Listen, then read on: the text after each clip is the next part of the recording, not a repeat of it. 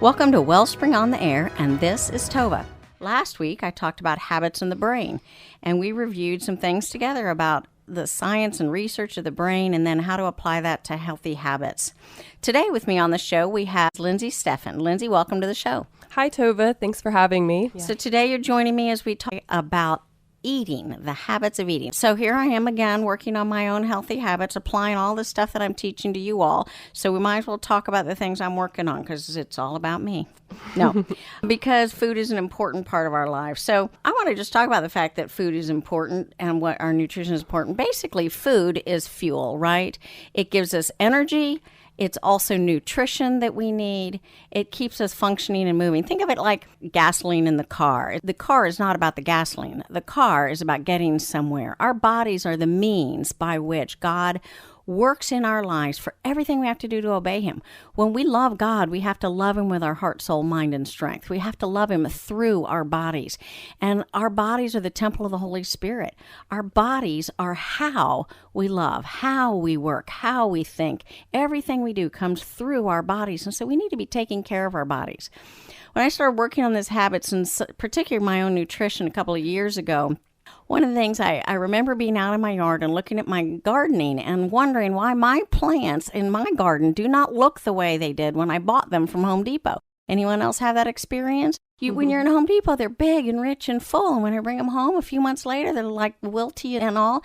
And I talked to this friend of mine who was a horticulturalist, and he said, it's really simple. Sun, water, fertilizer, that's all that there is. It's a matter of math and science, what you put in and what you make sure you don't put in. All the toxins, like maybe my husband's little gasoline spill from the chainsaw is a problem to the poor plants, or my lack of watering, or all those things. But the interesting point is this: when I look at my plants, I can see very obviously the difference that it makes to have water or to have nutrition. And why would I think my own body is any different than that? I flourish that significantly or wilt that significantly just by not drinking enough water, not putting the right nutrition in, and putting toxins in instead that my body's working really hard to get rid of. So think of yourself like those plants that you see at the nursery and say, what do I need to give myself so my body is full and flowering just the way it's supposed to be so I can do all the things I want to do in life? Okay, that's today. We're talking about food as nutrition and as fuel and energy for us. So before we move forward, let me remind you one more time about the 5 habit helps that I gave you last week. The first is that your past is your teacher. It's really not helpful to move forward in your habit work without looking back. How did you get those bad habits? How did they get entrenched? Where do they begin? How do they reward them? What triggers you to keep doing them? And also, what was successful in the past that you used to do that you could add to be successful in the future? So 1 is your past is your teacher. 2 is change your expectations of rewards. Our minds will motivate us to seek rewards, but you can change what your mind and your body seeks by thinking differently about what's rewarding. If you can make yourself convinced that eating healthy is rewarding because you feel so great, you will be motivated to eat healthy because you believe from the bottom of your heart that it's going to give you rewards and you're going to love it. 3 is see it to be it. And that basically means if you can't picture yourself in your mind's eye doing the things you want to do, you will never do them. You've got to start with the picture in your mind before you can act. 4 is to live abundantly. That means you need to actually satisfy your body, particularly with food, with every single thing it needs. And then you will not be impulse driven. You will not be driven to meet needs that are from hunger and thirst because your body is craving what it actually needs. If you live abundantly, if you are already satisfied, you will make good choices more easily. But the 5th step is plan for success. You have to plan it. You have to have achievable, realistic goals that you can meet, and you got to work at them. You got to plan them. You got to hem yourself into doing the right things. Okay, those are our 5 habits. I'm going to get back to Lindsay now. I've asked Lindsay the question, how do you think these 5 habit helps could apply to the issues of eating and food? Well, I think we could honestly apply all 5, but just for sake of time today, let's start with the first one. So history of our habits. That's one of my go-to questions when I speak with clients coming with an eating disorder. Where did you learn this? Where did you learn to restrict or binge and purge?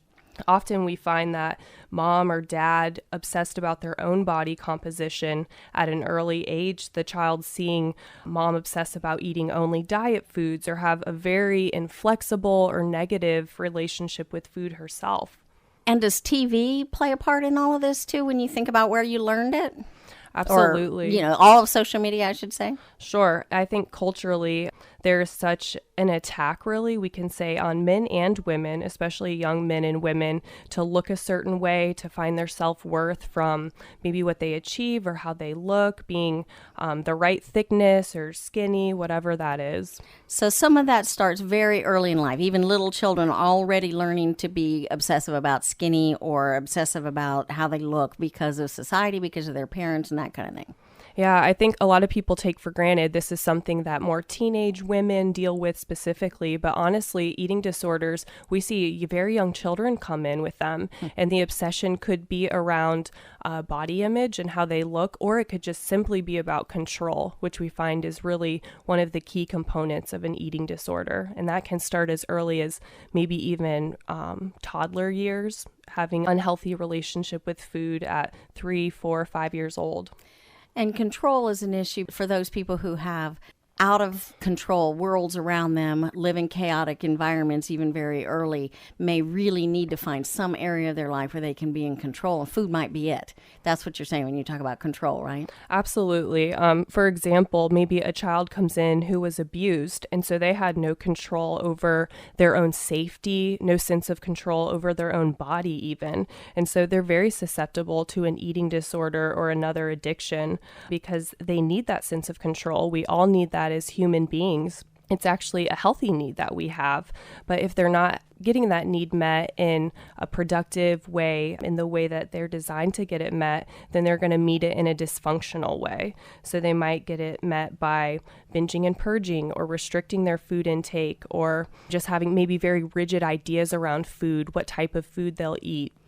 So wanting control is not bad. It's just that how we do it, right? Yeah, it is, because a sense of control is a sense of safety and stability. And I think that's very healthy. We need that as human beings, to have a sense of autonomy and a sense that we can keep ourselves safe. But we go to that dysfunctional level when maybe we're not meeting those needs in the way that we're functionally designed to by our creator. Well, that goes to my healthy habit hint number 4, living abundantly. If we're being satisfied in the ways God means us to be satisfied, we will not be inclined to doing it wrong ways. And we don't need to beat ourselves up for reaching for those goals of safety. We just need to get it in good ways, right? Exactly. Yeah. So replacing that behavior, I think you talked about that some with habits, but finding something that works better than an eating disorder to achieve that sense of control, something that it actually works for us. It's not working against us like an eating disorder would. And that's the development of good, healthy habits. Mm-hmm. So did you have anything else there on history or anything else from your 5 habit helps that I had? Yeah, I think also the second one you touched on with the expectation of reward. Before the show, Tova and I were discussing how often maybe to soothe the child, they fall, they skin their knee, the mom will give them a kiss and a cookie. And so they're already being programmed, kind of going back to last week's show, that dopamine release, that chemical release is being paired with I'm hurt or I need comfort, I get food. And so we're already pairing those things in the brain. And those neural pathways, they're very strong and they will be there lifelong unless they are rewired at some point, which is a lot of the work we do in the counseling room. And that's actually that dopamine release. That's the same release we see in those suffering with addictions. Yep. So that food is now becoming an addictive entity, or essentially it has the same power as an addiction, which is very scary because we can cut cocaine or alcohol out of our lives, but we cannot cut food out. It's something we need for survival. So it's a very delicate healing process in that sense. You've described that really well. I thank you for that. Anything else you want to add on your hints and how they apply to food and eating? I kind of going back to what you said about the culture, I think we find specific cultures, there's such an emphasis on food is love. And I love that. I think it's a beautiful thing to share a meal. It's beautiful. It's sacred. But we need to be mindful when the emphasis goes from that shared love and community to more just stuffing ourselves beyond what is healthy or even comfortable. So here in the US, Thanksgiving is kind of comically viewed as that day where gluttony is not only okay, but it's promoted. Everyone comes in their quote unquote fat pants and is ready to, Now, stuff don't ruin themselves my to the gills. Thanksgiving, Yeah. Nancy. I love Thanksgiving. I love the turkey and stuffing, but it's just those kind of subtle things that I think are not harmful in and of themselves. But when that becomes a lifestyle or a mindset, then we start to get into some trouble spots. Well, I think the mindset is exactly it, is what does that food mean? And back to last week, if it's fired together, it's wired together, meaning the synapse in our brain. Does food mean healthy, feel good, satisfied, I feel full in a good way and energized? Or does food mean love, or does food mean caretaking, or does food mean something I just am impulse driven and then feel guilty about, and cycles of guilt and shame, or other types of cycles that are really unhealthy? Right. Oh, this is great, Lindsay. I'm loving what you're adding to our show today. So tell our audience about the difference between healthy efforts to lose weight versus obsessive weight loss or an eating disorder. Sure. Well, I think like most things, it starts with our thought life. Our thoughts inform our emotions, which will determine what behavior we then choose. So in a healthy mindset, food is viewed as fuel, it's nutrition for the body. Eating is an action in response to the cue of hunger. But someone with an eating disorder, they're not using hunger as their natural cue. They're using an emotion as a cue, and often an emotion that is perhaps painful. So maybe loneliness, shame, or guilt. They're trying to meet a non-food related need with food. Just like someone who maybe they're looking for intimacy, perhaps they turn to sexual addiction or pornography, and it's a false sense of intimacy. They're not really meeting that goal, but that might be where they turn. So a person with an eating disorder, like we said, maybe they're trying to feel in control, or they're trying to cover up whatever that negative emotion is.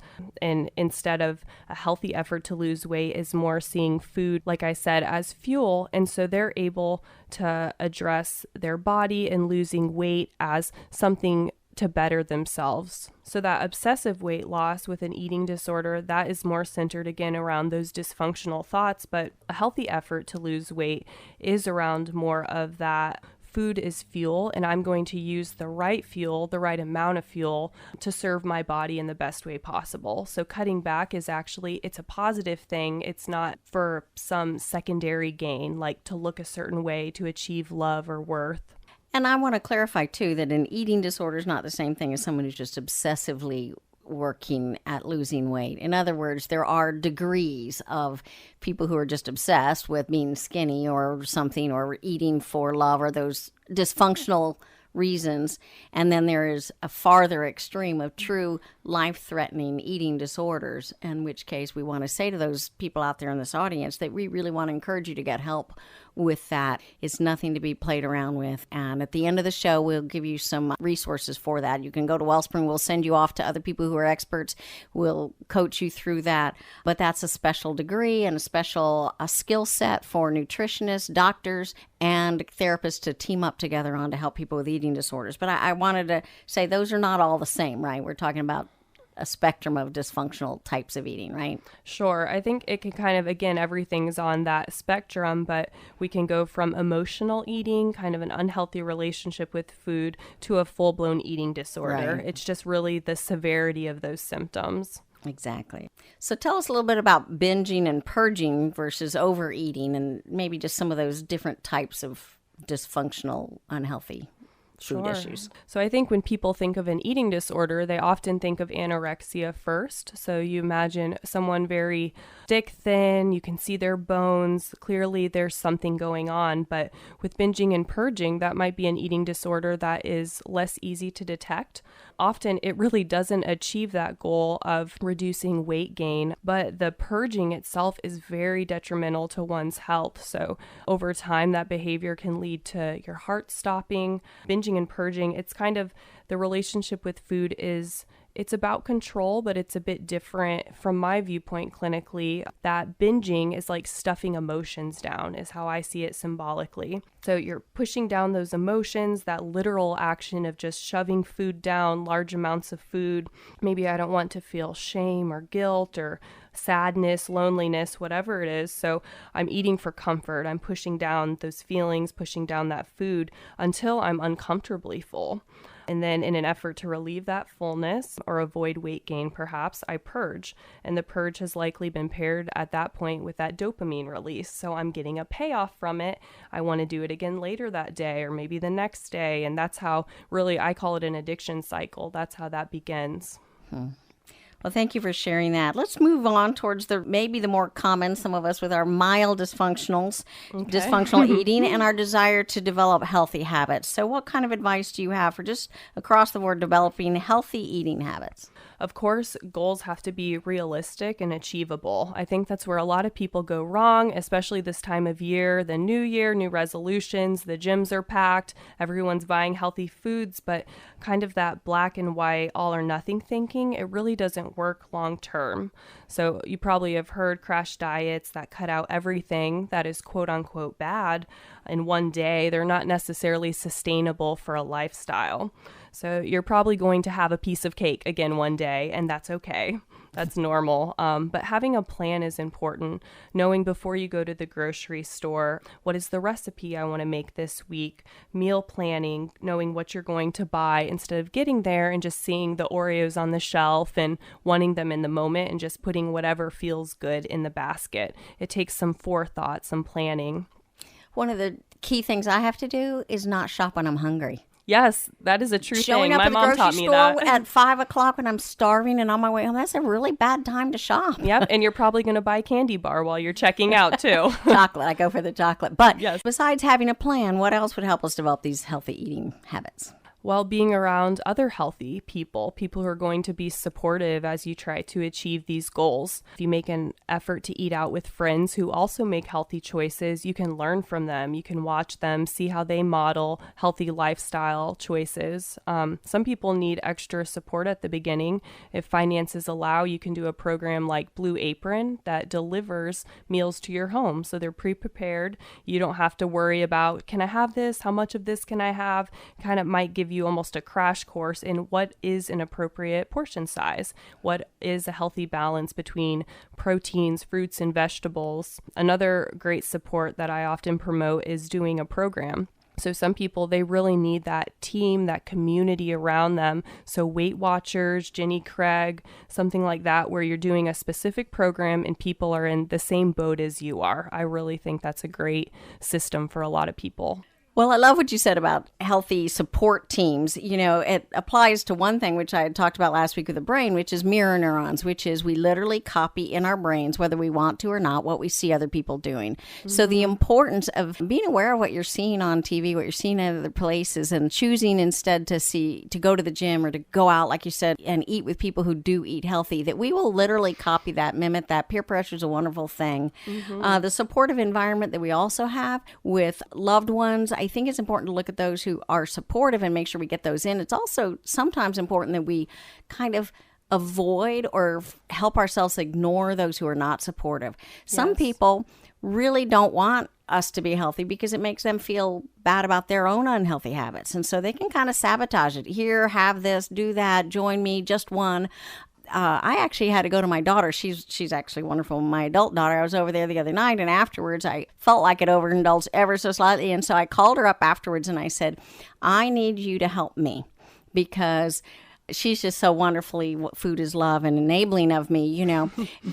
But I said, you want me to be around for a long time with the grandkids, right? So you need to help me be healthy. So I need you to team with me. And she's like, all right, Mom, I can do that. And she's like my partner on our fitness routines. And I can text her and tell her when I've done great. And today I'm going to babysit so that she can go to her own boot camp. And so we're cheering each other on. But sometimes we need to ask other people to help us more than they are, the ones who are negative. I think one of the keys on that is that we that we describe our healthy choices as personal to us versus judgment on their unhealthy choices. I think that's a social thing you can do. If you just kind of say, I have a problem with food, or I have a problem with this, or my doctor says I need to work on this, then you're not judging them, and that takes other people off the hook where they can just cheer you on, and asking people to cheer you on. All those things help create a nice social environment for us meeting our goals with our habits. All of them, not just food, but all of them. Absolutely. And it might make you rethink who's around you. So if there are people sabotaging you or not supporting, it's kind of like someone who perhaps is getting clean from alcohol. You know, the friend who invites you to the bar or who comes by and wants to do shots with you, they're not your friend. And so you kind of see the same with eating. Who are those people who they support you, they love you, they have your back. They're not going to come over with a pan of brownies, but maybe on a movie night or whatever you're doing together, they're bringing some healthy choices and supporting you. It's hard when they really are your friends, which means that you may have to choose between your own health and facing some grief and loss over some old things that had good parts to them, good people, good parts, good fun, good things. But we really do have to live intentionally and make some decisions about what we want long term. If you look at yourself 10 years down the road, where do you want to be and how are you going to get there? So I think that acknowledging the grief and loss of some of those things that we have to give up in order to do the right things. Doing the right things is often the hard thing. And again, it includes grief and loss. It is. But the cool thing about this process, like with any sort of healthy process or coming out of an addiction, what have you, you're starting to rewire the brain like you talked about. So it gets easier. It's hard at the beginning. It's challenging. But as you start to rewire, things start to fire with new experiences, new what have you, maybe new food experiences, then it starts to become natural. And soon it's your new norm. And once it's a normal, you don't even have to think about it. So that's a hope I give a lot of my clients is that, yes, today it's really hard. Today it's extremely difficult, but it won't be like this forever. Lindsay, as I listen to you, it just makes me want to be your client. She's so encouraging and supportive, right? Okay, I was just like, okay, I can do it. I really appreciate that. While we're on it, we're talking about putting the good things in and starting new and good healthy habits. I do think while we're on food and nutrition, we need to talk about toxins a little bit here. That's putting in things that our bodies and our systems are working super hard to have to overcome. And God beautifully designed us to overcome those things. We have kidneys and livers and things that help us purge those toxins, but we could give our bodies a little break and try to limit some of those things a little bit more and recognize that even if everybody in society is smoking pot or drinking, or at least we think that's true, those things are actually very hard on our bodies, and we need to think about what we do that is very hard on our bodies to overcome. Yeah, I love that thought because it's very holistic. I think eating is just one facet of our overall health and who we are. So what does your exercise life look like? And I think some people hear that word and immediately, no, like run for the hills. But exercise, it doesn't have to be a 2-hour boot camp every day. It could be maybe you enjoy walking or biking or dancing. I have a client who she loves dancing, and I think it's an awesome outlet for her headspace emotionally, and then her body is moving, fighting depression, all of those things, releasing serotonin. So you just have to find what works for you. And I think that's the cool thing that clients often don't realize how many strengths, how many skills they already have. They just don't know that they are skills and they can continue to be developed and honed. Lindsay, it's been great to be with you today. Also, if you have eating disorder concerns, we invite you to call Wellspring and let us direct you to our own people or out to specialists in the community. If you would like to get the positive kind of coaching that you've heard from Lindsay today on our show or from any of our Wellspring therapists, just go to our website, wellspringmiami.org, and we'll help you find a counselor that will help coach you through your healthy habit development, figuring out how you got to where you are, deciding where you want to go, and coaching you and encouraging you along the way to get there. It's time to wrap up. This is Tova Krebs with Wellspring on the Air, because hearts and minds matter.